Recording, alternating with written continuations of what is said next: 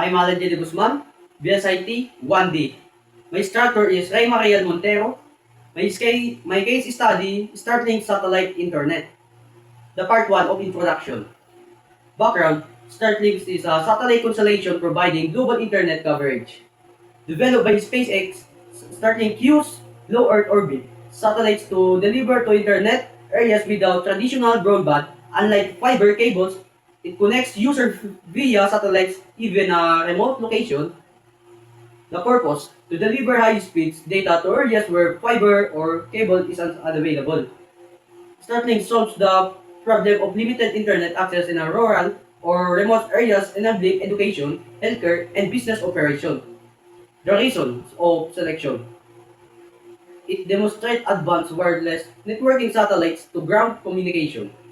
Starlink is a good example of modern networking to technology showing how satellites can provide reliable global connectivity. The part 2, description of the real Scanero. How it use satellites enables broadcaster to transmit television and radio content globally. This ensures the viewers and listeners can access media content regardless of their location. Broadcaster send data via radio waves to satellites which deliver content to audience anywhere, even in remote regions. The users, broadcaster, media companies, and content creators use Starlink to reach viewers and listeners worldwide. The types of data, radio waves. Data is sent as radio signals carrying video and audio or internet information from Earth to satellites and back. The part 3, data communication and networking concept. The definition. The transmission of data via radio frequency signals between Earth and low Earth orbit. Starlink sends digital data through radio waves to satellites which relay it to other satellites or ground station. Modulation, signals boosting and error checking ensure accurate delivery processing involves the modulation signals application and error correction to ensure accurate transmission. The network type, wide area network. Starting connection device across large distance, making it a wide area network that links network globally through the satellites instead of cable.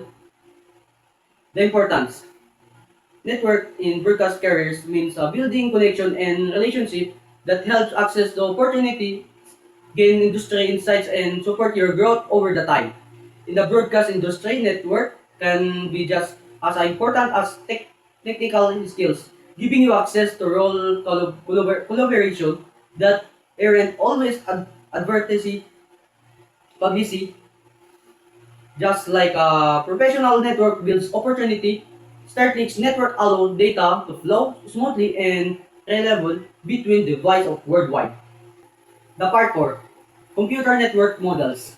OSI models use the physical layer for satellite signals modulation and the network layers for global routing. In the OSS model, the physical layer is where the satellite sends and receives signals, and network layer decides the best path for data to travel around the world. TCP/IP model follow the standard 4-layer should remain compatible with the global internet.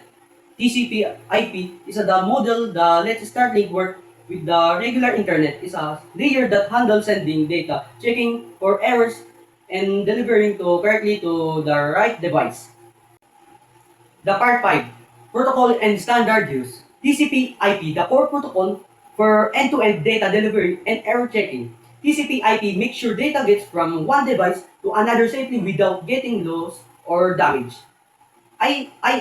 GMMP facilitates the management of multicast group membership. It is utilized by IP hosts and adjustment multicast routers to establish multicast group membership, allowing a host to inform its local router.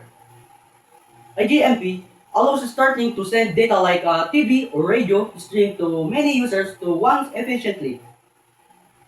ARP ARP used to associate to non-IP address of advice on local network with this unknown hardware or MAC address.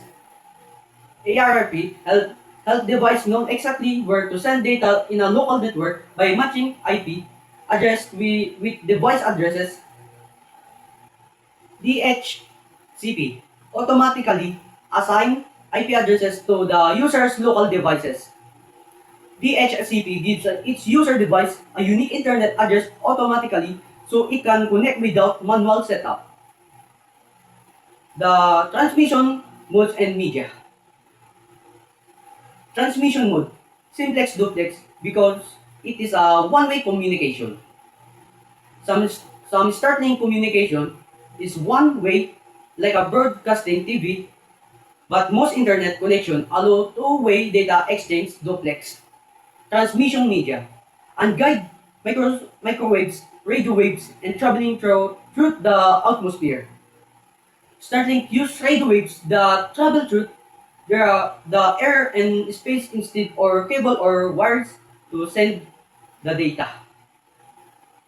The part 7, OSI model flow analysis.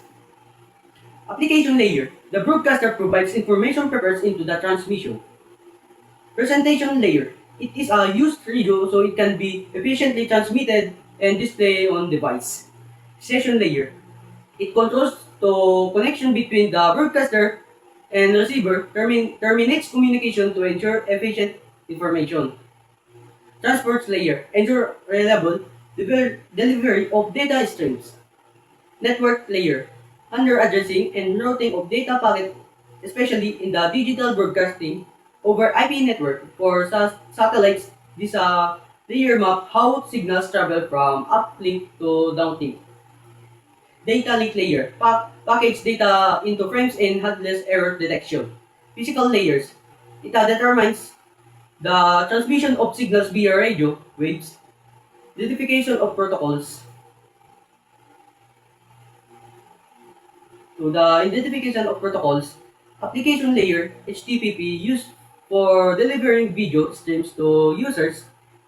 Presentations layer MPEG2 process and format video for transmissions. Session layer manage streaming session. Transport layer UDP is a faster than TCP, making it sustainable for broadcast time sensitive application and queries response and protocols. Session layers manage streaming session. Network layer IP routes data packets across networks. Data link layer DVB-S frames data for satellites transmission physical layer. Satellite transponder sends signals through the space to receive. Network layers IP routes data package across networks. So let's proceed to the part 8, network diagram. The sender TV station produce video and radio content. The data passes through the 7OS layer, where each layer has a specific role. The application layer, HTTP, prepares the content for delivery. The presentation layer formats to compress the data, and the session layer manages the streaming connection.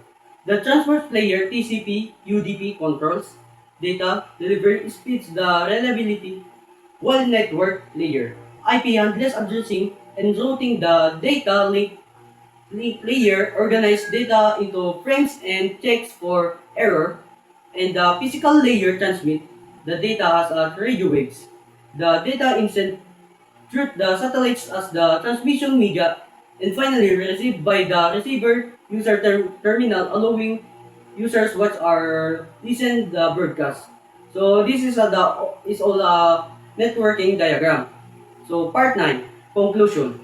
Starlink demonstrate how to modern satellite network can provide high-speed internet to remote and undeserved areas, overcoming the limitation of traditional wired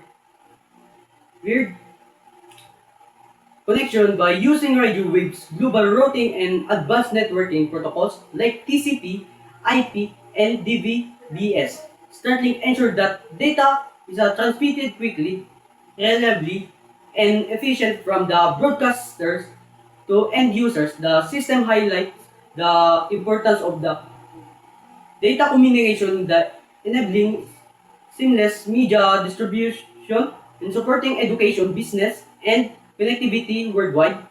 Understanding this concept also show how to networking technology underships not just a technical operation but real world application that connect people and everywhere. So this is a so my presentation is that's all for my format. Thank you.